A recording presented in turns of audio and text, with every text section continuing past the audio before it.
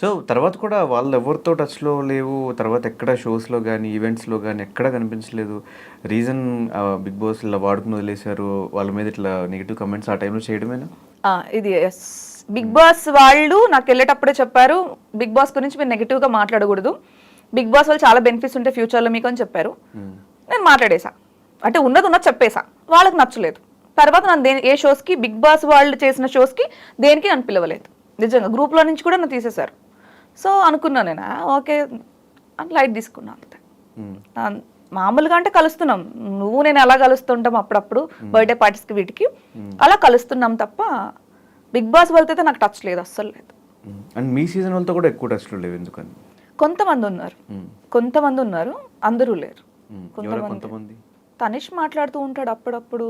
So ఎవరైనా కనిపిస్తే సునైనా వీళ్ళందరూ ఎప్పుడైనా కనిపిస్తే బాగా చెప్తారు, కానీ రెగ్యులర్గా ఫోన్ చేసుకొని మాట్లాడే ఫ్రెండ్స్ అయితే ఎవరు లేరు సీజన్లో.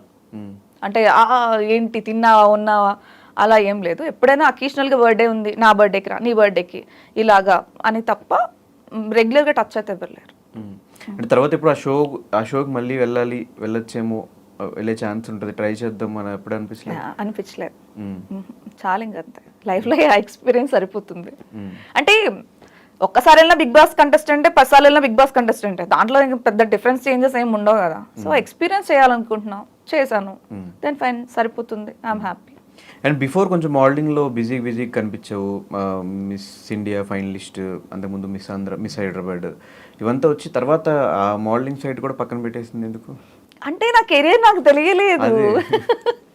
నిజంగానే ఒక్కోసారి అనిపిస్తుంది ఎట్నుంచి వెళ్ళిపోయావో నాకే అనిపిస్తుంది. ఫస్ట్ నేను యాంకర్ని, తర్వాత మోడలింగ్కి వచ్చా, తర్వాత యాక్టింగ్కి వచ్చా, తర్వాత బిగ్ బాస్కి వచ్చా, తర్వాత డైరెక్షన్కి వచ్చా. సో చేంజెస్ చేసుకుని కొంచెం నా స్కిల్ డెవలప్ చేసుకుంటూ ప్రతి దానిలోకి వచ్చేసాను తప్ప పర్టికులర్ ఇదే అవ్వాలి, ఇది ఉంటేనే చెయ్యాలి, ఇది లేకపోతే చెయ్యొద్దు, దీనికోసం వెయిట్ చేయాలి అని నేను ఎప్పుడు ఆలోచించలేదు. దొరికింది వే, వెళ్ళిపోవాలని. ఒకదాని మీదే ఫోకస్ పెట్టుంటే మేబీ పాటికి ఆ ఫోకస్ పెట్టిన దాని మీద హైట్స్లో ఉండేదాన్ని కదా. యాక్టింగ్ మేబీ ఇంకా నాకు ఇంకా పెద్ద సక్సెస్ వెయిట్ చేస్తుందేమో, అదెందుకు అనుకోకూడదు కదా. 2019 బిగ్ బాస్ 18 నుంచి ఇప్పటికి ఒక 6 years అసలు ఏం జరిగింది లైఫ్లో? అంటే చాలా జరిగినాయి లైఫ్లో. లవ్ వచ్చింది పోయింది, తర్వాత కోవిడ్ వచ్చింది పోయింది, తర్వాత అన్నీ వచ్చైపోయాయి లైఫ్లో, కానీ నేను ఉన్నా అంతే. సో నా జస్ట్ ఉన్నా అంతే. తర్వాత నిజంగా ఒక 1 year ముందు కూడా చాలా డిప్రెషన్లో ఉండే నేను, చాలా డిప్రెషన్లో ఉండే. నువ్వు ఎందుకు నన్ను చాలాసార్లు చూస్తావు ఎక్కడ పార్టీస్లో, నేను ఎప్పుడు ఒక్కదానే ఉంటాను, నువ్వు గుర్తుందా? ఎప్పుడైనా డల్లు కూర్చుంటా, అసలు ఎవరితో మాట్లాడను, నా టేబుల్లో నుంచి కూడా కదలను. ఎప్పుడైనా అబ్జర్వ్ చేసావా నువ్వు? సో నా లోకంలోనే నేను ఉంటే ఆ మ్యూజిక్ వింటాను, ఆ టేబుల్లోనే ఉంటా, పక్కన కూడా చూడను ఎప్పుడైనా అబ్జర్వ్ చేసి ఉంటే. సో నా లోకంలోనే నేను ఉంటా. సో అలాంటి మనిషి ఒక 1 year తర్వాత ఐ చేంజ్, అంటే అది రియలైజ్ అయ్యా అనమాట. రేపు అనంగా ఏడుస్తా, బాధపడుతున్నా, కానీ ఏజ్ అయిపోతుంది కదా. సో మళ్ళీ నేను 1 year నాకు తిరిగేసి లేదు అంతా ఎరైజ్ చేసేద్దాం, మళ్ళీ 1 year తర్వాత వెళ్దాం, 1 year బ్యాక్కి వెళ్దాము, ఏదైనా సాధిద్దాము అని అనుకుంటే అప్పటికి నా హెల్త్ సపోర్ట్ చేయకపోతే, నా మైండ్ సపోర్ట్ చేయకపోతే లాస్ అయ్యేది నేను కదా. సో అవన్నీ పక్కన పెట్టేసా. యాచి అమ్మ, ఒకడి కోసం మనం బాధపడడం ఏంటి, ఒకరి కోసం మనం ఏడవడం ఏంటి, చిల్, ఆ మొత్తం అంతా ఎరైజ్ చేసేసి నాకు సినిమా ఫోకస్, నీకేది చేయాలని ఉంది అది చేసాయి, అది తప్పో ఒప్పో సెకండరీ, కానీ నీకు నచ్చింది చెయ్యి. అది ఒకవేళ సక్సెస్ అయ్యింది అనుకో హ్యాపీ, లేదా దాని నుంచి ఒక లెసన్ నేర్చుకుంటావు, అది నెక్స్ట్ మళ్ళీ నువ్వు చేసేదానికి హెల్ప్ అవుతుంది. ఇదే ఫార్ములా స్టార్ట్ చేశాను, ఇప్పుడు డైరెక్టర్ అయ్యాను అంతే. ఈ లవ్ అండ్ మధ్యలో లవ్ వల్ల కూడా చాలా ఇబ్బంది పడ్డామని విన్నాను. నీ లైఫ్ లో ఉండవా ఏంటి?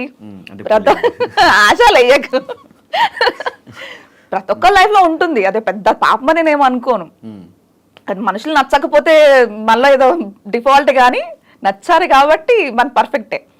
సో నచ్చారు, తర్వాత సెట్ అవ్వలేదు, మ్యూచువల్ అండర్స్టాండింగ్ వద్దు అనుకున్నాం, దెన్ తనకు మ్యారేజ్ అయిపోయింది, హడకి హ్యాపీ. ఎందుకు నచ్చారు, ఎందుకు బ్రేకప్ అయింది? నచ్చడానికి ఎన్ని కారణాలు ఉన్నాయో వదిలేయడానికి అన్ని కారణాలు ఉన్నాయి అంతే. అంటే ఆ కారణాలు ఏంటని తెలుసుకుంటే కొంచెం మాకు కూడా హెల్ప్ అవుతుంది అంతే.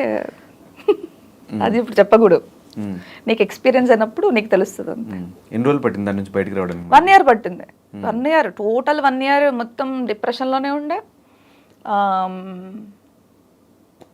చెప్పానుగా, మన లోకం ఒక్కటే, ఇంకా డిప్రెషన్, తర్వాత మైగ్రేన్ ఇన్ని స్టార్ట్ అయ్యింది. తర్వాత ఆఫ్టర్ 6 months ఇంకా దానిలో ఆ పెయిన్లో కూర్చొని ఏదో సాధించాలన్నది వచ్చింది. తర్వాత నేను ఫస్ట్ నుంచే ఒకటి చాలామంది చెప్తుంటారు, ఎవ్రీ పెయిన్ తర్వాత ఒక సక్సెస్ వస్తుంది అనేసి. ఆ పెయిన్ తర్వాత నాకు నిజంగా సక్సెస్ వచ్చింది. ఆ తర్వాత అనుకున్నాను, నేను లవ్ గివ్ అని పెట్టుకుంటే నీ లైఫ్లో ఏవి పీకలేవు, ఇక ఆ ఎమోషనల్తోనే ఆగిపోతావు. నువ్వెప్పుడు ఇవన్నీ వదిలేస్తావు, రిలేషన్స్, లవ్ ఇవన్నీ వదిలేస్తావు చూసావా, నువ్వు ఖచ్చితంగా సక్సెస్ అవుతావు. ఇది నేను నేర్చుకున్నాను. సో తర్వాత అనుకున్నాను, లైఫ్లో లవ్ చేయకూడదు, లైఫ్లో ఏ రిలేషన్స్కి బెండ్ అవ్వకూడదు. నువ్వు నీలా ఉంటే ఎక్స్పెక్టేషన్స్ పెట్టుకోలేదు అనుకో, పెయిన్ ఉండదు. ఫస్ట్ ఆఫ్ ఆల్ ఇప్పుడు ఫర్ ఎగ్జాంపుల్ లవ్వే అనుకో, మనం ఏదో ఎక్స్పెక్ట్ చేస్తాం, లవ్, కేరింగ్, వాట్ ఎవర్, అదన్నీ రానప్పుడు మనకి పెయిన్ వస్తుంది. ఆ పెయిన్ వల్ల మనకి డిప్రెషన్కి వెళ్తాం, అంటే మనలో మనమే కుంగిపోతాం. అసలే ఏం ఎక్స్పెక్టేషన్స్ లేవు అనుకో, నువ్వు ఎలా పోతే నాకేంది అనుకున్నాం అనుకో, హ్యాపీగా ఉండొచ్చు కదా, అంతే. సో ఇప్పుడు హ్యాపీగా ఉన్నా. సో ఆ పెయిన్ తర్వాత ఏం సక్సెస్ వచ్చింది? ఇప్పుడు నేను క్రైమ్ రీల్ నేను అనుకున్నంత ఇప్పటికి నేను ఏం వదలలేదు. నా ఈవెంట్ బోల్డ్ సక్సెస్ అయింది. అంటే ఇప్పటికీ నువ్వు డైరెక్ట్ చేసావా అని నీ వరకు వచ్చింది అంటేనే ఇలా చాలా మందికి వచ్చి నాకు అప్రిషియేషన్స్ వచ్చాయి, కాంటాక్ట్స్ వచ్చాయి, తర్వాత వాట్ ఎవర్ ఏదైనా సరే నాకు విషెస్ చాలా ఎక్కువ వచ్చాయి, ఆఫర్స్ కూడా వచ్చాయి. అంటే ప్రొడ్యూసర్స్ వచ్చారు నాకు ఇంకో సినిమా చేయడానికి. సో త్వరలో సెకండ్ ఫిలిం కూడా స్టార్ట్ చేయబోతున్నా. అండ్ స్టార్టింగ్ నుంచి మోడలింగ్ ఫీల్డ్లో కష్టాలే, తర్వాత బిగ్ బాస్కి వెళ్తే ఫస్ట్ వీక్ బయటకు వచ్చేయడం, దాని తర్వాత లవ్లో ప్రాబ్లమ్స్, ఈ సినిమా స్టార్ట్ అయ్యే ప్రాబ్లమ్స్, ఏంది రీజన్స్ ఏంటి? ఏమో దేవుడు కొంతమందికి అలా రాస్తాడేమో. నీ మొహం చూస్తే నీకు నేను ఏడిపించి బుద్ధి అవుతుంది అంటారు కొంతమంది, గిల్ల బుద్ధి అవుతుంది అని అనిపిస్తుంది కదా. సో దేవుడికి అలా అనిపించింది, గిల్లి నేను జోలపడాలి, నేను గిల్లి ఎప్పుడైనా చాక్లెట్ పెట్టాలి నోట్లో అనిపిస్తుందేమో. జోలపడే టైం రావట్లేదు కదా. అంటే ఇస్తున్నారు కదా. ఇప్పుడు వాట్ ఎవర్ ఇన్ని కోట్ల మందిలో సంజన ఒకటే బిగ్ బాస్కి వెళ్ళిందంటే అది మంచి ఆపర్చునిటీ కదా. అది నేను యూజ్ చేసుకోకపోయినా సెకండరీ, బట్ ఇచ్చారు అంటే దేవుడు ఇచ్చిందే కదా. సో అదే అనుకుంటాను నేను. ఏదో పెయిన్ ఇచ్చాడు, పెయిన్ తర్వాత చాక్లెట్ పెట్టాడు, తర్వాత మళ్ళీ పెయిన్ ఇచ్చాడు, చాక్లెట్ పెట్టాడు, మొత్తానికి వదిలేసాను. ఇప్పుడు సినిమా ఇచ్చాడు, తర్వాత సెకండ్ ఫిలిం ఇచ్చాడు. కానీ వచ్చిన ఆపర్చునిటీస్ని ఎందుకు సంజన యూజ్ చేసుకోలేకపోతుంది?